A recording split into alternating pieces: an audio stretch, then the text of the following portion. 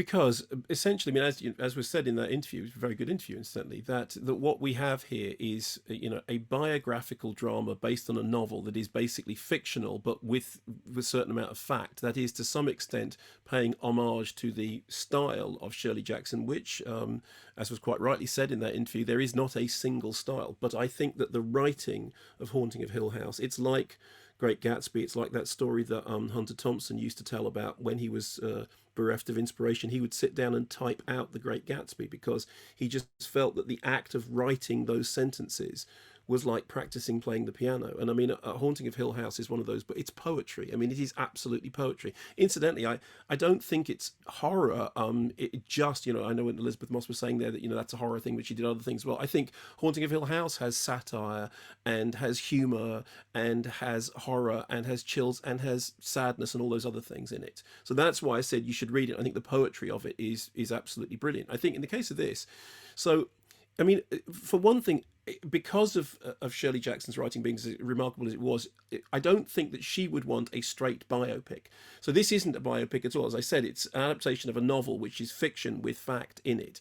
And obviously attempting to sort of to conjure up the spirit of Shirley Jackson's writing on screen is very, very hard. I would say actually probably impossible. I mean, what you have here is a portrait of the relationship in this film, in which there's a kind of, there are shades of Who's Afraid of Virginia Woolf in this kind of toxic marriage that's portrayed on screen. But then what you also have is the device that she talked about bringing in a couple so that you can then use them to observe the central couple.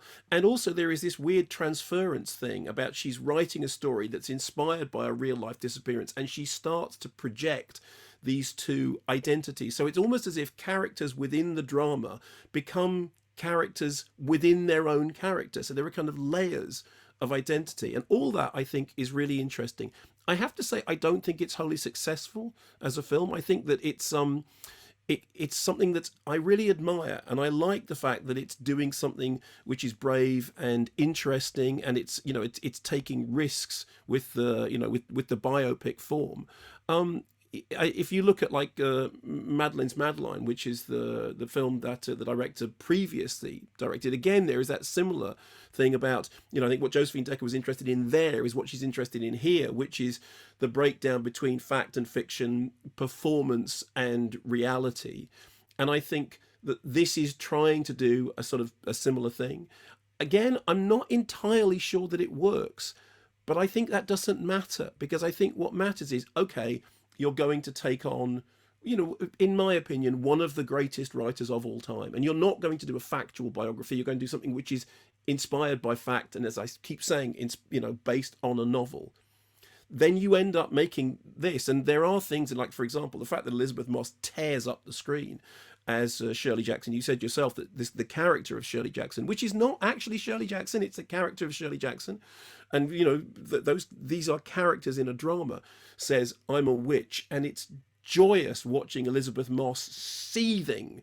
There are certain scenes in it when she's just looking over her glasses in this way that is kind of, like malevolently seething. Other times when she's laughing and it is a fully rounded character. And I think Elizabeth Moss grabs that opportunity and makes the most of it. So I think honestly, as a film, it doesn't wholly work, but I don't mind, because I would rather see something aim high and, and fall than see something go, oh, let's just play it straight, because this does not play it straight. Instead, it's got a great soundtrack as well, a great and weird and haunting soundtrack. She puts in a fantastic performance. I mean, she does. You don't take your eyes off her every time she's on screen, which obviously for a lot of the movie, you're thinking, wow, this is Elizabeth Moss. She's properly unhinged here. yeah, and how great to see that as the centre of a film. No attempt to make that character particularly sympathetic. Why? I mean, actually, No, there's one sequence when she's pouring wine on somebody's sofa, and it's the relish with which she's doing it is really good. Not least because I'm looking at it thinking that stain's never going to come out. So you're ruining a perfectly good sofa. So yeah, as I said, I admired it. I don't think it actually works particularly as a film, but I don't mind.